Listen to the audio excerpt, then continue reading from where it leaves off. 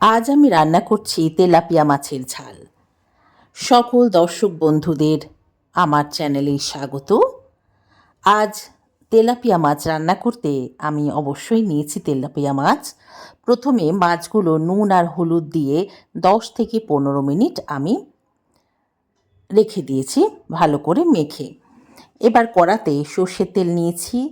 তেল খুব ভালো করে গরম হয়ে গেলে আমি একে একে মাছগুলো ভেজে নেব। প্রথমে আমি দুটো মাছ ভেজে নিচ্ছি। তেল খুব ভালো গরম হওয়ার পর মাছটা দিলে মাছ ভাজাটা ভালো হয়। এখানে আমি মাছগুলো কিন্তু খুব কড়া করে ভাজছি না, হালকা করে একটু ভেজে নেব। সামান্য ব্রাউন কালার হলেই আমি মাছগুলো উল্টে দেব। এইভাবে এপিঠ ওপিঠ করে মাছগুলো ভেজে তুলে নেব।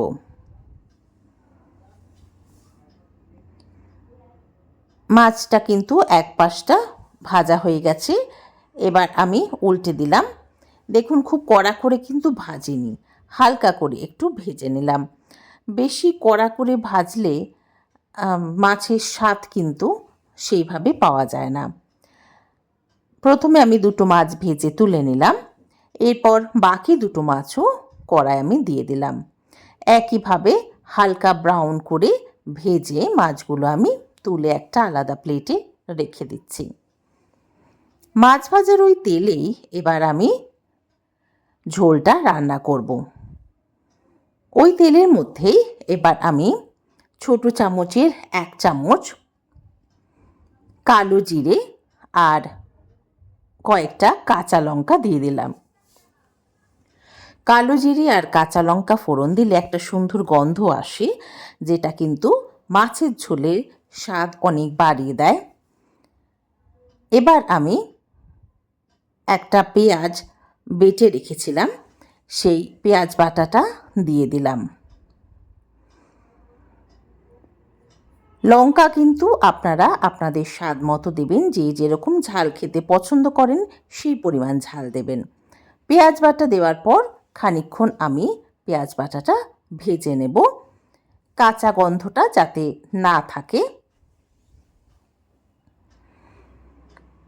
পেঁয়াজটা খুব ভালো করে ভাজা হয়ে গেলে এবার আমি স্বাদ মতো নুন দিয়ে দিলাম। নুন দেওয়ার পর আরও খানিকক্ষণ পেঁয়াজটা আমি তেলের মধ্যে একটু কষিয়ে নেব। পেঁয়াজ বাটার জায়গায় আপনারা মিহি করে কুচো পেঁয়াজও দিতে পারেন।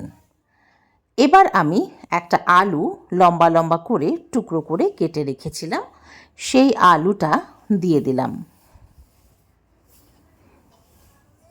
এবার সমস্ত মশলার সঙ্গে আলুটা একটু ভালো করে কষিয়ে নেব। মশলা কষে গেলে এইবার আমি একে একে গুঁড়ো লঙ্কাগুলো দেব। হলুদ গুঁড়ো, লঙ্কা গুঁড়ো, জিরে গুঁড়ো এবং ধনে গুঁড়ো, সমস্ত গুঁড়ো মশলাই ছোটো চামচের 1 চামচ করে আমি দিয়ে দিচ্ছি। সমস্ত গুঁড়ো মশলা দেওয়ার পর ভালো করে এবার মশলাগুলো কিন্তু কষতে হবে। ভালো করে নাড়াচাড়া করে দিচ্ছি। রান্না কিন্তু সামনে না থাকলে একটু অসুবিধে, রান্না পুড়ে যেতে পারে। আমরা অনেক সময় রান্না বসিয়ে রেখে অন্যান্য কাজে যাই, সেক্ষেত্রে কিন্তু রান্না খারাপ হয়ে যেতে পারে। তাই যতটা সম্ভব আমি রান্নার সময় রান্নার কাছেই থাকি। মশলা কিন্তু ভীষণ ভালো মতো কষে গেছে। দেখুন কি সুন্দর রঙটা এসেছে। আর এইভাবে মাছের ঝাল খেতেও কিন্তু অসাধারণ লাগে। এবার আমি পরিমাণ মতো সর্ষে বাটা দিয়ে দিলাম। সর্ষে বাটা এখানে আমি বড় চামচের 2 চামচের মতো দিয়েছি। সর্ষেটা আমি কাঁচা লঙ্কা আর সামান্য নুন দিয়ে পেস্ট করে রেখেছিলাম, সেটা আমি দিয়ে দিলাম। নুনটা কিন্তু আপনারা বুঝে দেবেন, যেহেতু সর্ষের মধ্যে আমি সামান্য নুন ব্যবহার করেছি, সেই কারণে নুনটা কিন্তু বুঝে দিতে হবে।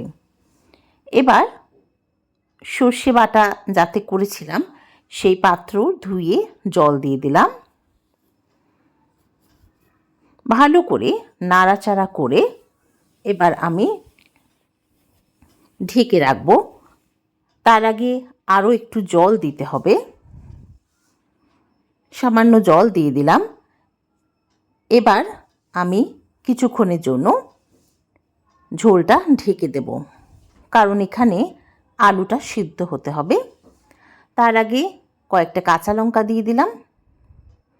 আমি যেহেতু একটু ঝাল বেশি খাই, তার জন্য ঝালটা দিলাম। আপনারা যদি প্রয়োজন মনে না করেন, দেবেন না। কিছুক্ষণের জন্য আমি এবার ঢেকে দিলাম।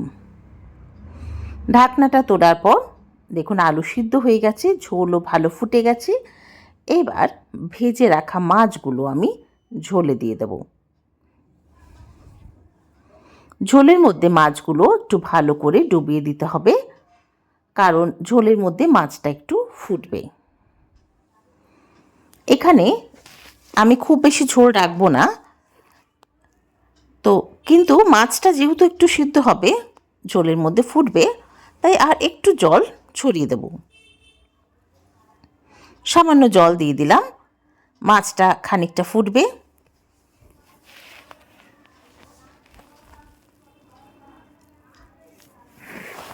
একটু নাড়াচাড়া করে ভালো করে জলের মধ্যে ডুবিয়ে দিলাম মাছগুলো।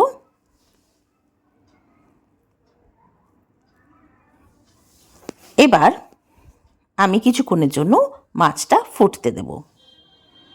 মাছের ঝোল কিন্তু ফুটে উঠেছে।